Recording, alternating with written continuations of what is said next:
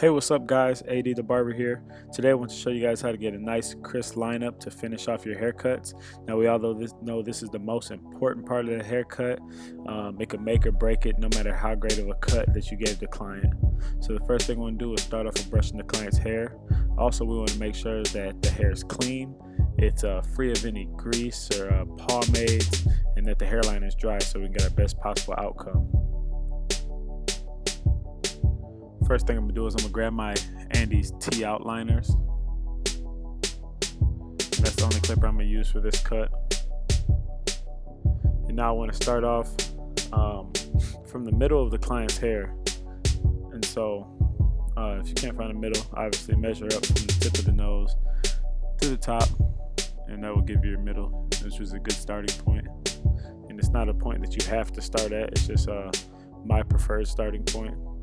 And I like to work my way outwards, so I like to work to the left, and then I like to come back and I like to work to the right. Also, just tapping very lightly on the client because the clippers are sharp and you don't want to cut them.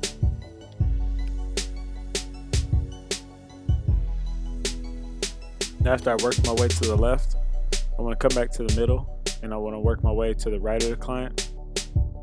Always remembering to stay on the natural hairline, brushing the hair as you go, and just be as gentle as possible because these clippers are sharp and they can cut your clients, especially if you have them modified.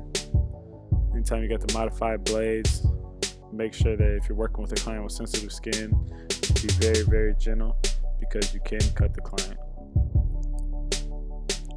Now after I finish the top hairline, I want to move to my vertical part of my lining next. What I'm going to do is brush his hair down, and then we'll hold my clippers at a vertical angle, and I want to create a line that connects with that top hairline. Again, always remembering that we want to stay on the natural hairline.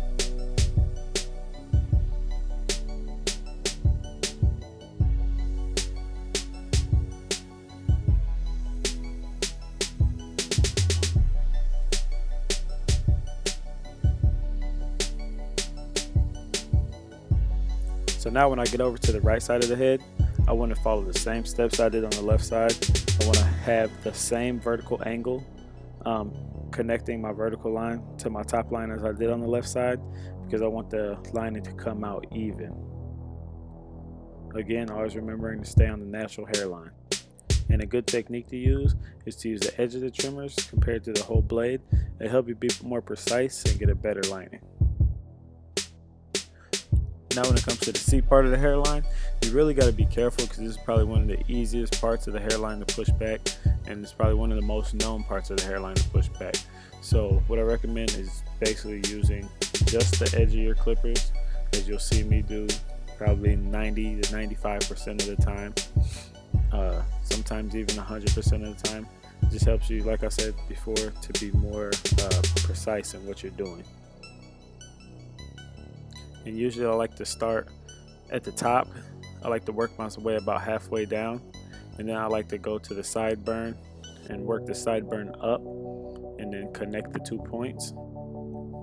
And this is where having a T-blade really comes in handy compared to having like a regular outliner 2 blade, because the T-blade really with the corners is really easy to round this out and to get a nice C shape for your lining. And again, you want to go back and you want to do the same thing on the other side, still using the edge of the clippers. There, go down to the sideburn, and now I'm going to work it back up and connect the 2 points. And also, to make sure you're keeping the lining straight, always take a couple steps back, look at the client from a few different angles, turn them and face them into the mirror so you know what you need to straighten up. Now the back line is the easiest line on the head to do. Your biggest thing is that you want to make sure that you get both sides even. Also, you don't want to push the line up, and that's a mistake I do see a lot of people make when they're lining up the back of people's necks.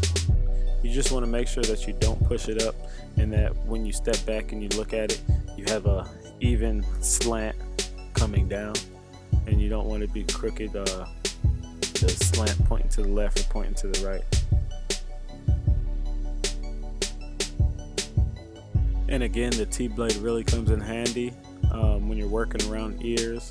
And as you can see, when I'm working around his ears, I'm just using the edge, the T part of the clippers. And I like to come around and connect the back to the front sideburn. And now on the back left side, obviously I'm going to do the same thing. Make sure I'm staying on the natural hairline, not pushing that back lane up, and being gentle. The back of the neck is really tender on a lot of people, and when you're working with modified clippers, again, you want to make sure that you're just as gentle as possible to not cut your clients. You don't want to start scarring up people's necks.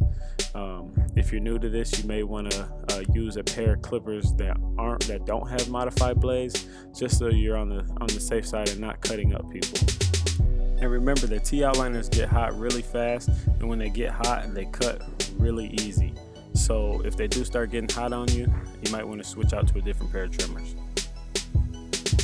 Now after I finish the main parts of the lining, I like to go back, I like to brush the hair down again, and I like to just go back and hit up any little hairs that I may have missed or something that starts to stick out, and just to make sure that I get the line perfected. So that's all I got for you today on the lineup. If you guys got questions, make sure you go ahead and hit me up in the comments or the messages. Hope this video helps you out and helps you become better barbers. Once again, this has been AD the Barber. I'm out.